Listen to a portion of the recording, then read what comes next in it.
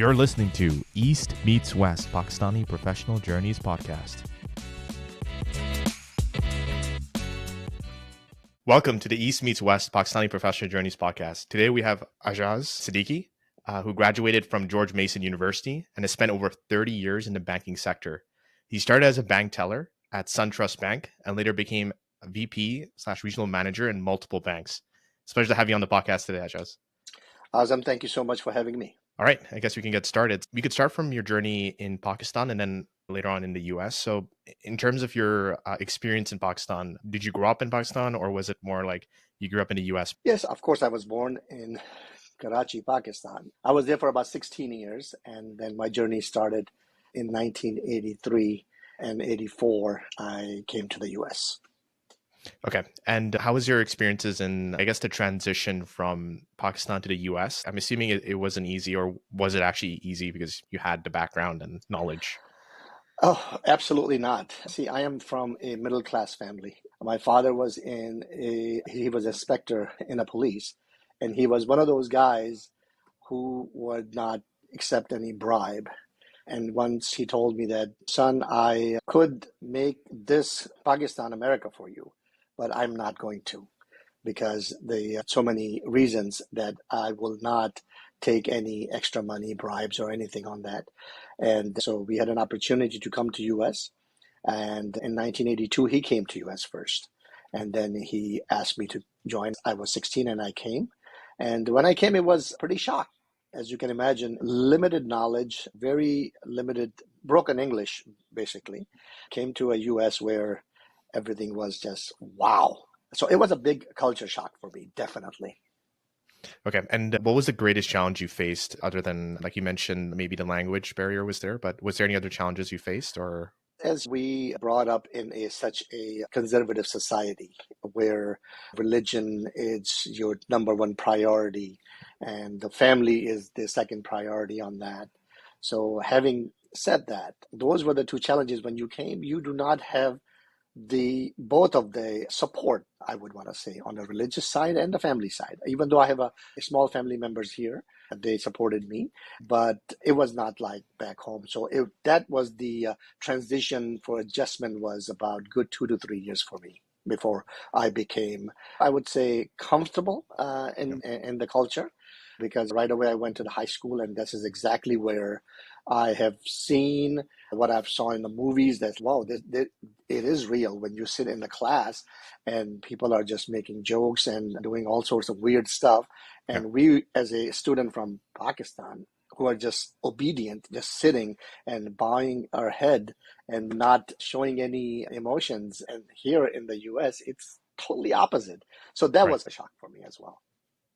You must have seen quite a bit from the 90s to 2000s and so on. Did you see a major shift that happened throughout the periods? Yeah, you can imagine I've lived my life in the mid to late 70s and early 80s in Karachi. That exposure was there a little bit. When I came here, the exposure was phenomenal. From 80s to 90s to 2000 and now, it's just unbelievable. I think our generation is one of the luckiest generation at this time where we have seen change so much, where you have seen the phone of the cradle phone, the dialing to cell phone. For example, I make a joke of it on that, saying when our generation, we say, hey, let me call you. And the newer generation, they say, let me call you. So it's a big difference on that. And how did you find, I'm assuming, or did you have any, like the dot-com crash that happened in the early 2000s? Were you exposed to that at all? Or did you hear about it in news? Like, what was that? How was that? That is where I have missed out on so many levels, because I have decided, because I did not have any proper guidance at that time. So I was just stagnant in the banking industry, and I was not exposed to investments, there are other avenues there, and which I guess it helped me because I didn't invest any money into it. Exactly. I was about to say, it's good that you weren't there. So exactly. So that was a blessing in disguise, you can say that. But of course, you learn a lot from your mistakes. That's exactly what the life is about. You learn from your mistakes, but do not repeat and move on. And that's how you learn. So I have made many mistakes in my life, no question about it, and I'm sure everybody does. But I have certainly learned, and I'm still learning. It's a big university every day you learn. When I started in the banking, when I saw it, they were paying on a savings account and certificate of deposit 24, 25%. Yeah. And I was like, wow, that is just unbelievable. At the same time, if you borrow money, you have to pay 29, 30, 32% Yeah. back in the days. I have seen that shift from 30% to 1% Yeah. into on the borrowing basis. So Right. I've seen that as well. And I seem like I'm not sure if you recall, but I'm assuming the interest rates were high back then, and then it dropped over time. That's why the savings was so high So in the past. exactly. Yes, Okay. yes, yes. Actually, what had happened back there, because every 10 to 15 year cycle, there is a recycling of banking, what we call there, because of the savings and loan crisis. Yeah. Then that's what I witnessed actually. And one before that, I missed it because it was done in 81, 82. I Yeah. came in about 83, 84 here. And the next one was the savings and loans. And that's where the shift came from 30% to 4%, 5%, and then going lower on that. And that's where, and of course, we had the same issue back in 2005 to 2010. No? We had same issue at all, again on that. So we've seen this shift, and right now interest rates are high at this point Exactly. as It's well. like repeating. But you will see that shift again by next year. And it has to do, unfortunately, it's not just economy, it is politics, Yeah. because the Right. sitting president would like to have, Have. Yeah. you will see the paradigm will shift into lower interest rates again back in March, April or so in 2024. Got you. And what made you interested in the banking sector when you were growing up? Was it just you had an interest with numbers, or what was the process behind that? Not even close. I was very bad at math, believe it or Oh. not. And I always just passing marks on mathematics. But I was always very observant. I learned a lot by watching, sometime reading. I'm not I don't like to read a whole lot, but I like to watch a lot of documentaries and all that. But going back to the why that interests me, a couple of my older cousins, they were bankers in Pakistan. I used to visit them and they used to come to our house, and I would see them wearing nice suits and ties and briefcase. And I was like, man, that looks very nice. That looks pretty gentleman type. And so that kind of interests me. Not anything what banking is, how he looks. So Yeah. you can imagine a young guy wouldn't know anything about it. That what attracts me on that is, okay, this clean job, sitting on the desk. I don't have to do labor and all that, but it's a lot of hard work is involved, of course. Right. And yeah, so I guess you got the exposure in high school, or was it more of the university in terms of the exposure you got Oh, that is definitely after high school, after high because school? right after high school, I wanted to get into the banking, and I Yep. applied in a couple of banks right after high school, and while I was going into the college the first year, and luckily I found a job at that time in the local community bank. Actually, it was a regional bank in this area, Washington D.C. area, called Yep. Crestar, which later on Mhm. changed to SunTrust. Actually, that's where I started, and I got in. I was so excited, and that was like I won the lottery. I guess it's amazing. Like you start off as a bank teller, and then you built yourself up all the way now to VP. So, what was the drive to both stay in the banking sector as well as just continuing like pushing through that? Well, very early ages, I did not realize that everybody needs a mentor in their life. Mentorship is very important to build your self confidence, build yourself into career wise, and that helps you to earn. End of the day, everyone's motive is to make money. And Yep. money was the motivating factor that, okay, if what I'm doing today, if I'm earning certain amount, I would go to the next level. I will earn higher and higher. This is exactly what the driving force was, because Yeah. I was the eldest in my family, and I had to take care of the whole family. And that was Yep. another driving factor for me to make sure I'll keep everybody abreast on that. And I guess in terms of the built up to the VP, were there any struggles you faced along the way, or in terms of your career, or was it like pretty like luckily or fortunately it was pretty good going? No, actually, I had to really work hard Yeah. on that, Hmm. because I met one guy, and this guy gave me the best advice I would give everybody the same. Hmm. And I really admire him and adore him for giving me that advice. He told me, because I was in sales, so I was selling products and everything. So he said, Yeah. you can be good. You can be the best. But remember one thing, is this your passion? Is this what you want to do? Do you Right. like your products? Do you trust your products? Do you believe in your products? And that's exactly what hits me. And I just realized it that, you know what? Retail banking is one thing. I would like to go and find something else. And the transition from SunTrust to another banks, that's how it started. And that's where I've decided to go on the commercial side of it. Yep. That's where the VP and the regional managers and everything, all of those titles came along. And then for the at least the time you spend in the banks, you must have seen so much change that happened within the banking sector in general. Like, how was that experience overall? Like, where did you see the changes, the main changes, and how did that develop over the time you've in your tenure?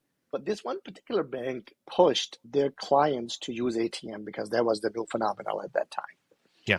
They wanted everybody to go to ATM. And you're talking about when there's a 50, 65, 70-year-old person who never used any type, and they in their life, they always see a person who greets them, say, hello, how's your day? How's your family? How's it going? They would want to have a conversation. And you are telling them to go to ATM. That bank pushed all of us to say, sell ATM, ATM, ATM. They should go to their transaction. If they need to check the balance, they should go to the ATM, withdrawal, deposit, whatever. Yeah. And then after 2 months, 3 months, you're saying, our sales are down. I said, of course your sales are down. You're Yeah. pushing everybody out. You Hmm. are not letting them in. You are just telling everybody to go use ATM. Yeah. You have the back door open. They come in and they're leaving with the back door open. You want to retain them. And this is exactly what the biggest mistake that bank made at that time. And they finally realized it. And then it was a shift. But today's environment is totally different. We can compare back in 1990s to the 2020 and beyond. It is no comparable, but big change, obviously, because of the technology. Yeah, I think you brought up a really good point because a lot of the banks nowadays they still push the ATMs in terms of cutting out the customer service type, and they're reducing the number of customer service representatives nowadays. And I'm not sure if that's at least from the banking sector. I think so. It might not be that great. Yeah, Um, it is not actually, Azam. Let me tell you why. Because for each branch, it will cost a bank about $1 million a year. yeah, And so if they have 20 branches, it's $20 million. So they want to yeah, consolidate and save that money. That's why over the years I have learned that myself, I am a bank representative. People will yeah, follow me wherever I go. So right. I have that motto and I kept that and I tell everybody the same, do that. Yeah. And what are your thoughts of online banking now? I know it's now the biggest thing, honestly, like in terms of, It's part of your life. yeah, It's just exactly. part of Yeah. it. It is like a meal. You have 3 meals. Some people like 4 meals or whatever. It is part of your life now. It is because it's convenient, no question about it, because time has changed. And since COVID, a lot of things have changed. We are talking about, I've been working from home for past about 8 years now. Yep. So my COVID era started, my pre-COVID, back in 2016, Yeah. 15, Right. because banks found a niche that, hey, why have an office? Why there's an expense Yeah. when I can give a Just at home. laptop to this guy, give stipend of the mobile, whatever that device is being used. I Yeah. will pay for that.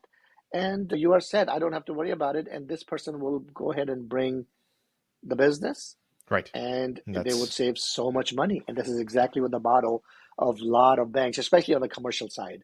And right. since I'm specialized in the SBA, that is where the norm is actually. So we don't need to Gotcha. go into the office. I have not even seen my office since I joined this bank. Yeah. So I don't even know the individuals. All I know, I've spoken to them over the phone, or On we the have phone. Yeah. Zoom calls without, sometimes with video, sometimes without videos. It's pretty different, but it's a good phenomenon in my opinion.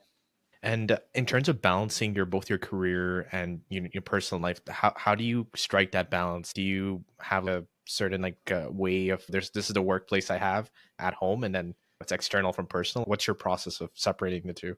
Absolutely. Let me give you the example when I was working from the office outside. It was Hmm. very easy because once you leave the Yeah. office, shut down, and then you just walk into the door and your Yeah. family life starts. But in the sales is very hard sometimes because Yes. Yeah. in our culture is people feel comfortable with you, they can call you 7 o'clock, eight Yeah, I was o'clock, about. 9 o'clock Yep. at night. Okay. Right. Hmm. And I'll give you example. Last night at 9:45, my phone rang. So Yeah. that is the challenge. Some people, but it's not their fault because they feel comfortable that I will pick up the phone most of the time, and 99% of the time, I will pick up the phone and do so. I have trained them as well, probably, so it's partially my fault, but I'm looking out for my family interest, and so Yeah. I'm trying to keep that balance. Now it's even better at home because I'm Yeah. working in my office. My door is closed. My family knows. Actually, all the kids are grown there. Hardly anyone home. So I am home alone pretty much all day. After in the evening time, everybody will come in from their work, and or if they're working from home, they will be their separate rooms working, and nobody bothers one another. Only time we meet probably at lunch or maybe having a coffee break or something. Yeah. So it is easy that I would open my door. That means I am free. Anybody wants to come in, they can come in. So that is how I'm keeping the balance between work and the family at home, actually. Got you. And in terms of like breaking into the banking sector, like what's your like advice for either young professionals or upcoming professionals like to break into the industry in terms of networking? Like what's your thoughts on that? Sure. Let's talk about young people getting into the banking. Obviously, let me Yeah. go back to the same thing what my mentor told me. Is that your passion? My advice on that is find that passion for you, especially if it's in the bank. Banking is a great way of opening the doors for you. If you want to Yeah. get into retail, from the retail, then you have plenty of avenues to go in. Right. If you want to make money, commercial, SBA, investment banking, those are the avenues you want to take Yeah. because the sky's the limit on that. That Mhm. means you can start with the six figures salary on the commercial side, and then you can make up to half a million to $750,000 easily. But that easily means you have to be focused, work hard, you have to be true to yourself. You do not lie. You do not switch and bait and switch the concept that Yeah. you say, I'll give you this rate, but when the time comes, I'll give you another. That's not how it Right. works. You want to lay out your entire process upfront. Gotcha. Let them know the process is tedious, paperwork, a lot of time, frustration. And I remind them that, listen, we are having this loan, for example. I will go through the process with them and give them every spec of about 10 to 15 minutes. I will give them everything and say, listen, if you ever become frustrated, I will remind you of this meeting Yeah. we had Right. that we talked about it and you agreed on that. Yeah. And I have done it literally many times with these individuals, and they said, okay, yeah, you're right. Sorry about that. You warned us, especially in the government backed guaranteed loan programs. Yeah. They're very tedious. Right. Makes sense. Okay. In the old days, I remember when I had to put a file together, it would be a binder this Oh thick wow. would go in. Yeah. So thank God. So that's the transformation I have seen, like you were talking about the Right. earlier, Yeah. from binder to soft Two. copies. Yeah. It's unbelievable. So there are a lot of good tools out there. So I would tell them is pick what you are passionate about. If you are passionate about, you will be happy. You will have to work hard. And you also talk about the networking. The Yeah. networking is very important. Right. You want to be face of your company. Doesn't Mhm. matter how big or how small. Right. In a smaller setting, you can do wonders. In a bigger setting, you can collect all the information and then do a follow up. That is the key for your success. And be persistent. Don't be annoying, be persistent. That Yeah. is the key on that. So, as Right. long as you are persistent and be respectful, give them your trust, people will follow you regardless. And if you can let them know that, don't guarantee anything because nobody can give guarantee in life on that. But you can assure them that you will do your best to get them across the finish line so they can have the desired result Got they're you. looking for. Yeah. And in your tenure, like, does it like, or do you have a specific accomplishment that you're extremely proud of, like throughout your entire time in the banking, or it could also be in your personal life as well, like anything you would like to share? Yeah, absolutely. In the banking, obviously, we have so many different banks' philosophies and the culture. Good thing is in the US, and I'm sure in the Canada also the same, the diversity is one of the keys. Yep. Hmm. Everyone realized diversity is the keys to be a successful, Yep. because I bring in diversity, and that is what I'm proud of, Yep. that I would bring a segment of Asian community, Indian, Indo-Pak community, Yep. Afghan community, Bengalis.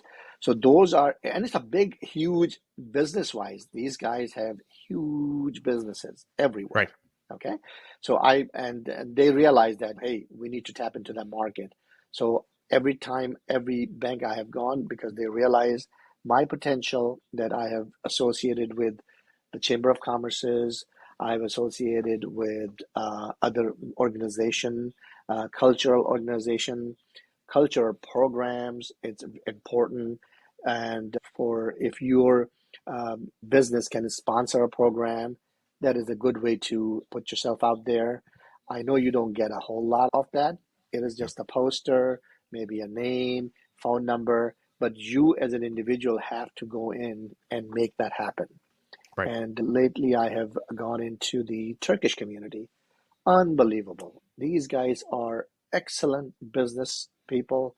There are two kind of people, business communities I have come out to be. They are just like shining star. The Yeah. Sikh community is excellent. You would never have an issue with Sikh community. Yep. They are just great. And Turkish community, excellent. If they say they are going to do it, they will do it. That's Right. how they are. So I give example of those guys. So I am very proud of that, that I have accomplished that. And I have done a lot of seminars in the community for each different areas.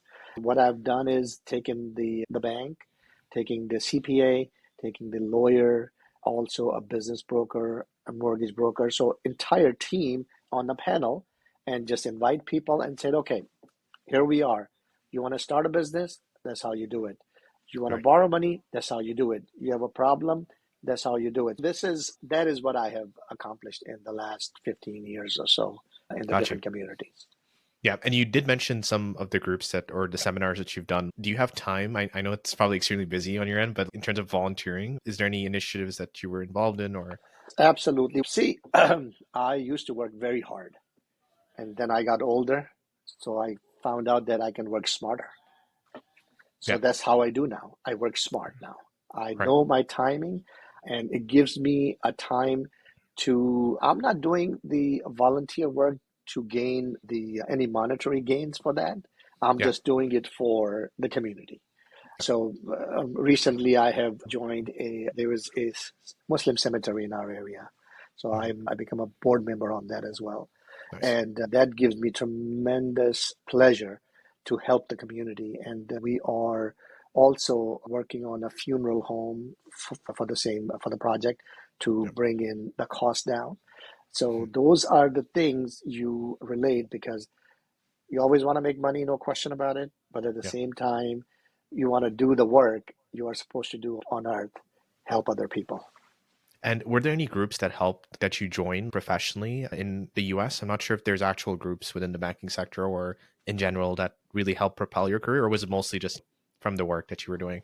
Mostly from work, mostly from Okay. Chamber of Commerce's in different areas. There are different cultural groups in the Yep. committee, but I have not found a one single banking group where the group of bankers come in. Because Okay. if the group Got of you. bankers come in, it is competitive. Because Yeah. if you are just talking to each other, unless you want to give your referrals to each other and say, okay, I have this guy, you can help. But we bankers are very stingy when it comes Yeah. to Makes sense. that. Yeah. That and it's so competitive though. It is It very makes sense. competitive. So I Yeah. guess that's the reason. But yes, I love going to different events and represent myself for the bank I am working, or financial institution I am working, and it's been a fun ride so far. Got you. And I guess we can end off the interview with this. We asked this with all the guests, but like, how do you define success? What's your definition of success? You can be as broad or as specific as you want on this one. Success is it all depends on what you measure yourself. Yeah. What I measure myself on success is, did I help somebody today to make their lives better? And if I can make someone's life better, that is the satisfaction I will earn while earning the monetary factor as well. Yeah. Because my late father used to tell me, he said, son, if you want to earn respect, start giving respect to the others. Yeah. So that is where I have taken the motto from him. I definitely give respect to earn respect of others. Got you. Ajaz, thank you so much for your time. That was a great discussion. Just like we talked about so many broad topics from your experience in the 30 years or over 30 years in banking and the advice you would give to young professionals. So thank you so much for your time. Appreciate it, Azam. You're doing a wonderful job, and I will definitely get you in touch with other individuals. So I would love to do that as well. All right. Thank you so much. All right, you're welcome.